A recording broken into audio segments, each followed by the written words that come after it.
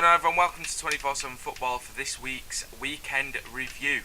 A new series where we just review what's happened over the past weekend. So this weekend saw Harry Redknapp crowned King of the Jungle, Lionel Messi scored 2 free kicks in one half, and Manchester United beat bottom of the league Fulham to get back on track. First up on this week's show, it's a serious issue. The ugly side of English football has shown its face over the last, I'm going to say, 2 weekends. If you didn't know, Manchester City lost 2-0 to Chelsea. Absolutely gutted about that, but we'll get on to that after what I've had to say. Raheem Sterling was, well, it's conclusive for me. He was racially abused by some Chelsea fans, a minority of Chelsea fans at Stamford Bridge. One man can be seen to be calling Sterling a black something, so absolutely disgraceful from that fan in particular. And it's just a minority of fans that actually bring down the Chelsea fans. Not just Chelsea fans, English football fans in general. We saw it 2 weeks ago at the Emirates. A banana skin was thrown onto the pitch when Aubameyang was celebrating his goal. It's just an absolute disgrace.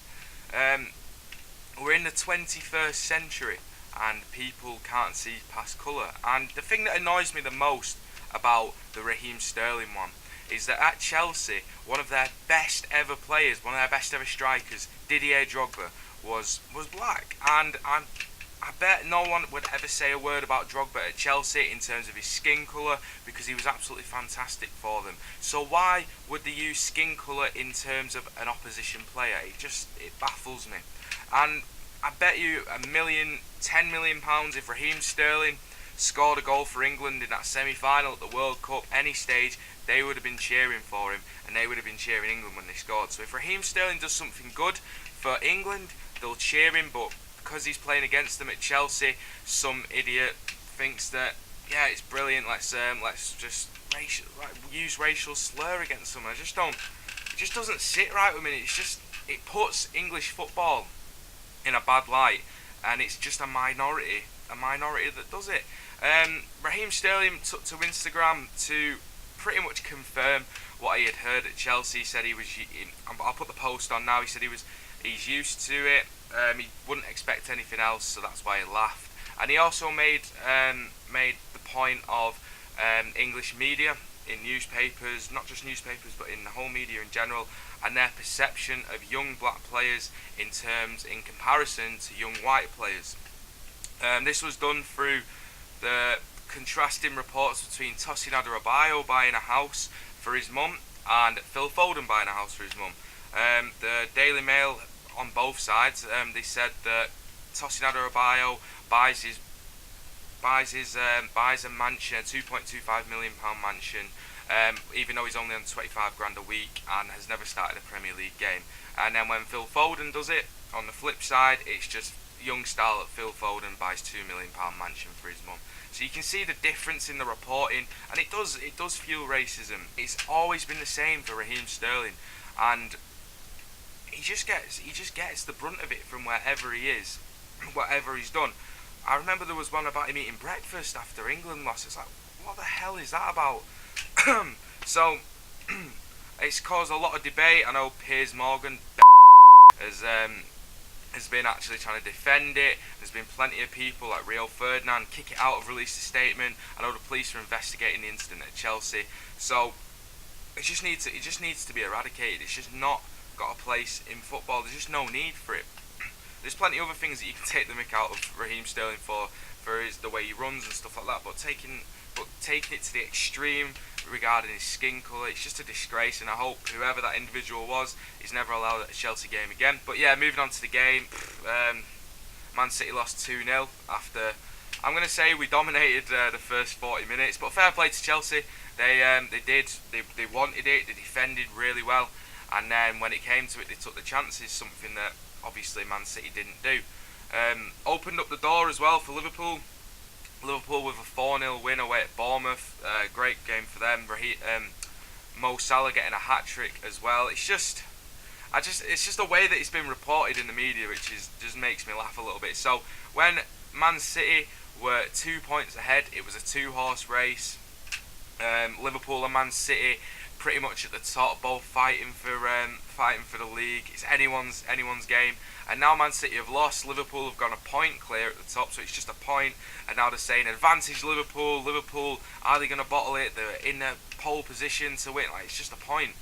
But I know a lot of, and I'm not taking anything away from Liverpool. Liverpool, they look a good team this year. The Jurgen Klopp's put an exceptional squad together, and should they get away from the injuries, should players stay fit, they've got a hell of a chance of winning that Premier League.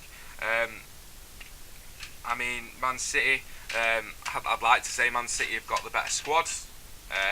Man City are a phenomenal team. We are a phenomenal team. It's been brilliant to watch, but make no doubt about it, Liverpool are definitely in the running, and I wouldn't rule out Chelsea as well. One good run from Chelsea, and it's a 3-horse race, so it's definitely hotting up in the Premier League. Man City's first defeat, Liverpool unbeaten. Who do you think is going to win the Premier League come the end of the season? I hope it's City. Please be City. But if it's not, Liverpool look like they're a really good squad this year. So that game at the Etihad, Liverpool versus City, that's going to be a big game, and that could ultimately prove where the Premier League goes, because usually Liverpool lose to the smaller teams like Bournemouth. They've had 2 potential banana skins. They've had Burnley away, they've had Bournemouth away, and I know Liverpool 2 years ago would have lost or drawn one of those games at least. This year, Jurgen Klopp's putting a different mentality, and it looks like Liverpool are here to stay. So it's going to be a good season for the neutral. Maybe not for the fans who are actually taking part. Elsewhere in the league, Cardiff are up to 14th in the table. Neil Warnock's done an incredible job on the budget that he's had at Cardiff and the players that he's got at his disposal.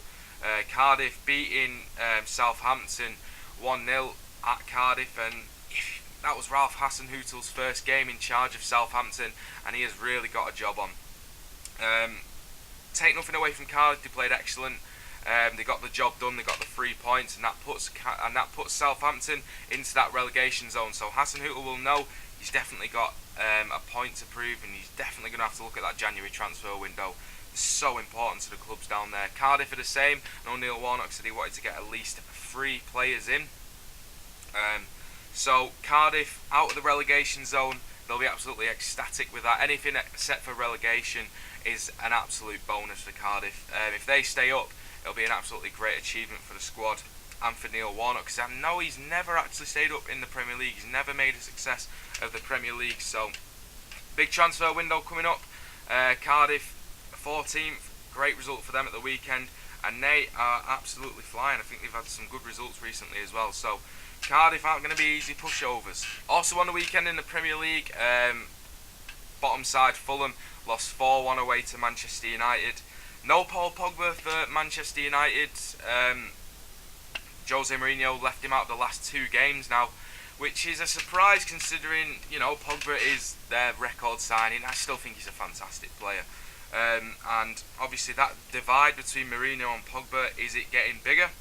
Is Mourinho reluctant to play Pogba because of them clashing? But a 4-1 win, they needed it. They hadn't had a win in 5 games. They really needed that win against Fulham. I said it in the sack race that if Mourinho didn't get that result against Fulham, then he could have been out, and they duly delivered. Marcus Rashford played a really great game. Juan Mata really made them tick in midfield, so it was a good result for United. Take nothing away, it was against bottom of the league Fulham. Ranieri's first defeat as Fulham manager, but take nothing away from United. They got the job done. They got the 3 points, and they're looking to get that Europa League spot, which is brilliant for United. They've got Bournemouth. Liverpool did them a favour by beating Bournemouth, so they're looking to secure their Europa League status. Man United. Fulham, Ranieri's got a job on, just like Hasenhüttl at Southampton. On the other side, Fulham have spent quite a lot of money. They've got some good players. They need Mitrovic to start banging in the goals. They need Sessegnon to start playing. Seri in midfield needs to start dictating the play. But it'd be a fantastic job if Ranieri keeps Fulham up. The relegation race is really firing up in the Premier League at the moment. You've got about 7 teams that could easily fall into that relegation zone. So it's sure to be a great end to the season. And lastly, on this week's weekend review, we have The Championship, and Leeds and Norwich secured wins over the weekend, and they are now first and second in the table. Leeds with a 5-point gap over Sheffield United in third place, and Norwich have got a 6-point gap. So definitely those two are the front runners for the automatic promotion places. Leeds with a great 2-1 win over QPR coming from behind. Norwich coming from behind and then getting a 94th minute winner at home to Bolton. Yes, they should have won it more convincingly, but a win's a win in that league. 3 points, top of the league. If you're a Norwich fan, you're definitely happy with that. Leeds, I really want Leeds to go up.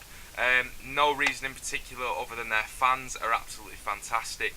And imagine going to Leeds versus Man United. Imagine the atmosphere between the United fans and the Leeds fans, and it will kick off undoubtedly, but absolutely fantastic game in prospect. And if Leeds don't go up, maybe Man United get relegated, and we'll see that game in the Championship. But at Ellen Road, when United come into Leeds, that'd be an absolutely fantastic game as well. You got Leeds Liverpool to look forward to. I just really want Leeds to go up. I think they deserve it. I think they've got a loyal fan base who've stuck by them, and they're playing some great football at the moment as well. So I'm backing Leeds to go up. Norwich look absolutely fantastic at the moment, so I'm backing Norwich to go up as well. So great wins for them at the weekend, and that pretty much rounds up the weekend review. Thank you very much for watching. Leave a comment below if you think what you think about anything that I've said in the video. Obviously, with the racism showing its face at football already, it's an absolute disgrace and it just needs to be eradicated. But I'm glad I managed to say what I wanted to say on that issue. So yeah, great weekend of football if you're any fan. If you're a City fan, maybe not, but I still managed to enjoy the weekend's football. So yeah, leave a comment below what you think about what I've just said, whether you'd like us to speak about something else next week. Subscribe to the channel, please, it would really help us out. Give a like to the video, please. And yeah, thank you very much for watching, and we'll see you again soon.